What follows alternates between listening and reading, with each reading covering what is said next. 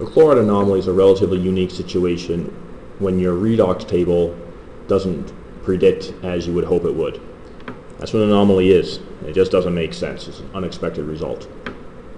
So when we have aqueous sodium chloride, we were trying to figure out what the net reaction is going to be, what is going to occur at the anode or cathode. You can be asked any number of questions. When you're predicting redox reactions, no matter the scenario, we always list our entities first. Always, always, always. So we have sodium ions, we have chloride ions, and we have water. Okay, nothing fancy there. So then we use our table. This is an OA, this is an RA. Together these are an RA. Water is both oxidizing and reducing agent. Okay, fine so far. Then we decide which is the strongest of each. Well, between sodium and water, water is my SOA, okay, as normal, as predicted. However, this is where the difference is. Although water appears to be your SRA on your table, it is lower down than chloride. Okay.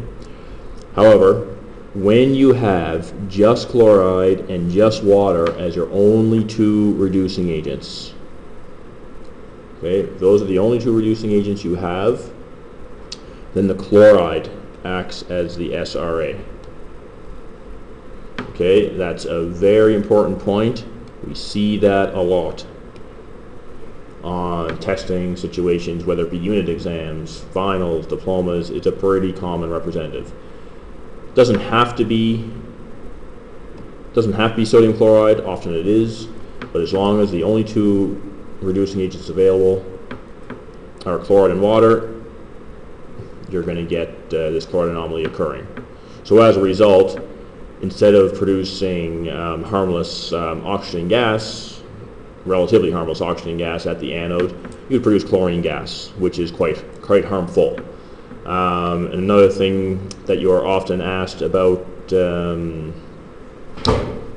cell scenarios is what evidence of reaction do we have at the anode and the cathode?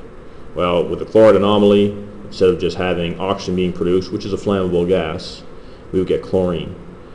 And so some things that you might note, if you remember evidence of chemical reaction, well, we have hydrogen gas being produced at the cathode, and we could test for that because it's an explosive gas.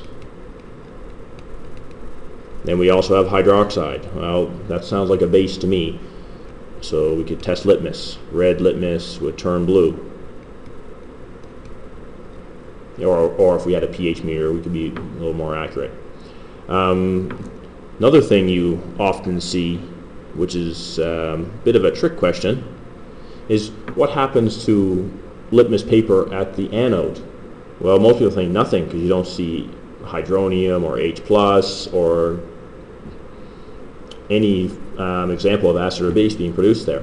Well, chlorine is a bleaching agent. And what does bleach do? It turns things white. So if you happen to see a question asking what chlorine does to litmus, it turns it white.